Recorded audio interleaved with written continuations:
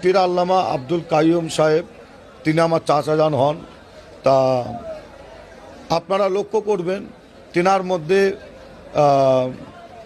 জাহিরি এলেমের পাশাপাশি আপনার বাতিনি এলেম, আধ্যাত্মিক এলেম, এলমে তাসাউফের এলেম, হ্যাঁ, এই সমস্ত এলেমগুলো তিনার মধ্যে আছে। আপনার এটা আমি তো শুধু বলছি তা নয়, সারা পশ্চিমবাংলার ওলামা হজরতদের মধ্যে বেশ অনেক ওলামা হজরতরা বলছেন। সবচেয়ে বড় কথা হচ্ছে আমারই মুরব্বী চাচা তিনাকে এজাজত দিয়ে গেছেন, এজাজত পেয়েছেন তিনি। আমি যতটুকুন শুনেছি, তথ্য আছে আমার কাছে, যতটুকুন প্রমাণ আছে, আমার মুরব্বী চাচা বলেছেন। তারপরে আমি বলেছি, আমারটা মিডিয়াতে বেশি ভাইরাল হয়ে গেছে এটাই, কিন্তু আমার আগে তো আমার মুরব্বী চাচা এজাজত দিয়ে গেছে, সেই হিসাবে বলেছি। আর পাশাপাশি আর একটা কথা বলতে হয়, আপনারা ফলো করলে দেখতে পাবেন, এক কথায় একজন পীর হতে গেলে যে সমস্ত শর্ত লাগে, সেই সমস্ত শর্তগুলো তিনার মধ্যে আছে। এটা বাংলার মানুষ জানে এটা। তা তেনাকে পীর বলতে কোনো অসুবিধা নাই আমি মনে করি। এবং যেনারা বিরোধিতা করছে আমার এই বলার কারণে, যেনারা বিরোধিতা করছে, তিনি ফুরফা শরীফের পীর সাহেব হন আর পীরজাদা হন।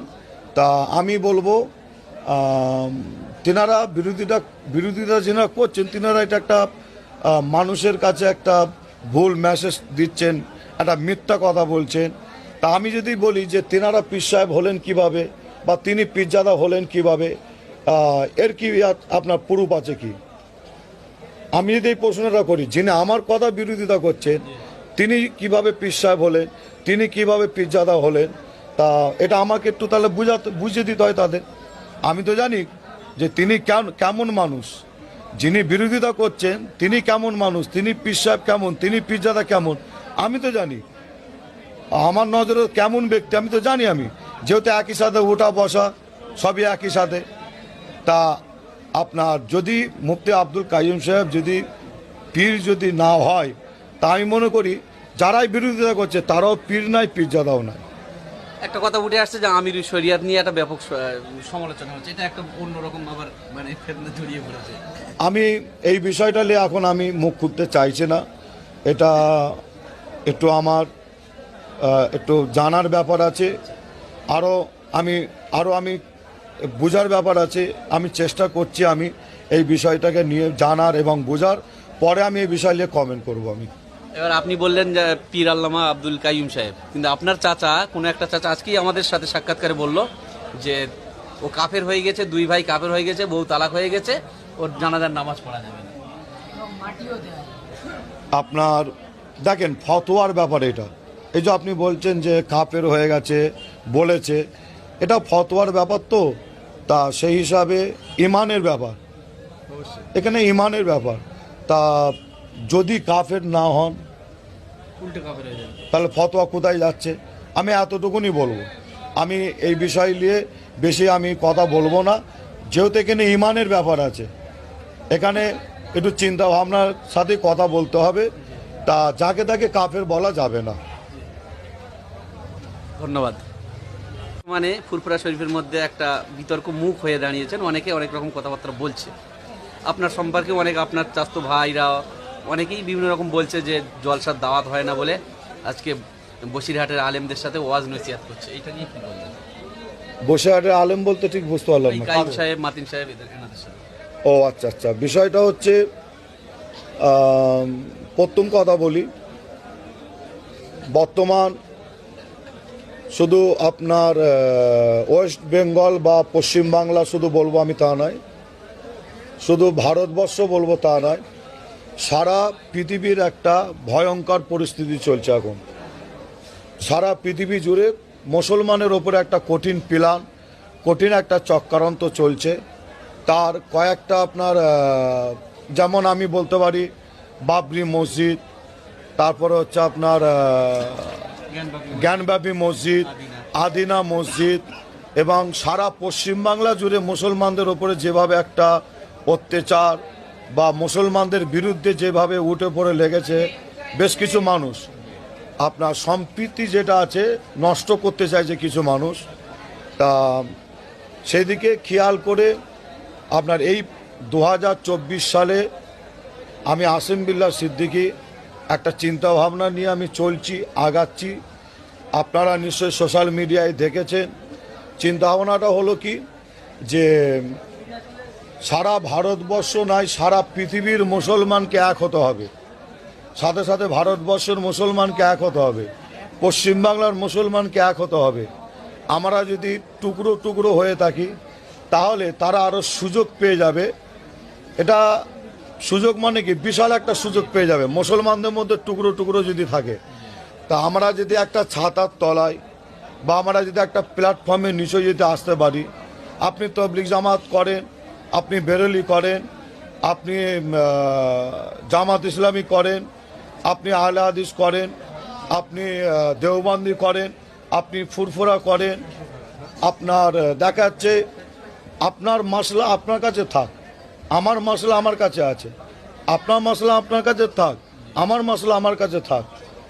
আপনার যখন কোরআনের ওপরে, আল্লাহর ঘর মসজিদের ওপরে, মাদ্রাসার ওপরে, ইসলামের ওপরে, মুসলমানের ওপরে যখন এক হবে, এই যখন আপনার আঘাত হবে, এই আঘাত হওয়ার সময় বা আমরা তখন এক প্ল্যাটফর্মে দাঁড়িয়ে আমরা যেন সারা পৃথিবীর মানুষকে দেখিয়ে দিতে পারি যে আমরা মুসলমান, এক প্ল্যাটফর্মে দাঁড়িয়ে আমরা এর প্রতিবাদ জানাচ্ছি, ধিক্কার জানাচ্ছি আমরা। তাহলে এতে কি হবে, আমরা যখন এক হতে পারবো, যারা মুসলমানের ওপরে চক্রান্ত করছে, যারা বিরোধিতা করছে বিভিন্ন দিক থেকে, মুসলমান তাড়িয়ে দেওয়া হবে ভারতবর্ষ থেকে, হ্যাঁ, পাকিস্তানে, বাংলাদেশে আপনার দেখাচ্ছে তারা আর এই সাহস পাবেন আমি আশা করছি আমি। আর দাওয়াতের ব্যাপার যেটা বলছেন, আপনারা জানেন পীরজাদা আসিম বিল্লাহ সিদ্দিকী জলসা মাহফিল তো আমি আজকে থেকে তো করছি তা নয়, বহু বছর ধরে আমি জলসা মাহফিল করছি। তা আল্লাহ পাকের রহমত, নবী পাকের কদমের রসিলায়, মুজাদ্দিদুজ্জামান 5 হুজুরের, আরও আল্লাহর ওলিদের, আমার আব্বাজান আম্মাজানের, আমার মুরব্বীদের দোয়ায় আল্লাহ কারে জলসা আমি নিয়ে উঠতে পারি না। আল্লাহ কারে আপনারা তো নিশ্চয়ই জানেন আমি এত বছর জলসা করছি, জলসার অভাব হলো না, তাহলে হঠাৎ করে আমার জলসার অভাব হয়ে গেল, এটা একটা হিংসা, একটা অন্য কিছু নাই। তবে আমি যেনারা বলছেন আমি তাদের বিরুদ্ধে আমি ছোট বড় কথা বলবো না।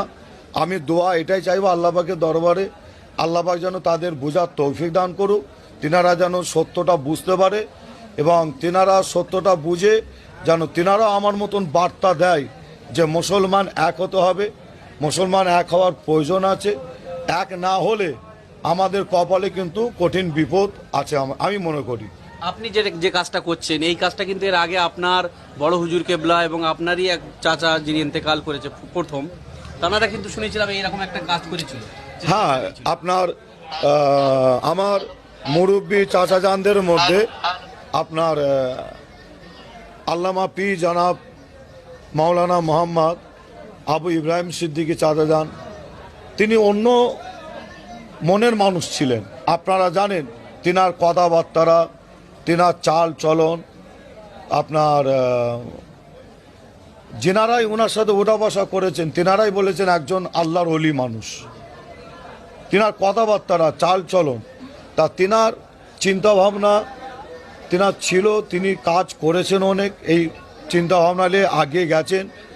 আপনার আমি তেনার ভাইপো, আমি তেনাকে মানি, মুরব্বী হিসাবে মানি। অনেকে বলছে আমি মুরব্বী মানি না, অনেকে বক্তব্য দিতে দিতে বলছে আমি মুরব্বী মানি না। তা পীর আল্লামা আবু ইব্রাহিম সিদ্দিকী চাচা যান, তিনি তো ফুরফুরা শরীফের একজন বয়োজ্যেষ্ঠ পীর, তিনি তো একজন পীর। তিনাকে আমি শ্রদ্ধা করি, মানি, মহব্বত করি, ভালোবাসি। এবং আরও ফুরফুরা শরীফে যে সমস্ত পীর সাহেব আছেন, আমার চাচা জানারা আছেন, যেনারা ইসলামের গণ্ডির ভেতরে, শরিয়াতের গণ্ডির ভেতরে, মুজাদ্দিদুজ্জামান দাদা পীরের সিলসিলার গণ্ডির ভেতরে আছে, তিনাদেরও আমি মুরব্বী মানি। কেন মানি না, তিনাদেরও মুরব্বী হিসাবে মানি আমি। তবে যারা শরিয়াতের গণ্ডির বাইরে, ইসলামের গণ্ডির বাইরে, মুজাদ্দিদুজ্জামান দাদা পীরের সিলসিলার গণ্ডির বাইরে, আমি তিনাদের চাচা বলে আমি মানি, শ্রদ্ধা করি, ভালোবাসি, বেয়াদবি করবো না, বেয়াদবি কথাবার্তারা বলবো না। হ্যাঁ, তিনাকে কিন্তু আমি মুরব্বী হিসাবে মানি না। কেন মানি না? কারণ হচ্ছে এক তো ইসলাম বিরোধী, শরিয়াত বিরোধী, সিলসিলা বিরোধী একটা ব্যাপার আছে। পাশাপাশি যদি কোনো ভাইপোর কথাবার্তারা যদি তিনার কাছে ভুল মনে হয়, তা তেনার উচিত কি তেনার বাড়িতে ডাকা। কারণ তেনার সাথে আমার সম্পর্ক খারাপ নাই, ভালো আগে তিন সম্পর্ক। তিনি বাড়িতে দেখে আমাকে বলতে পারে, বোঝাতে পারে।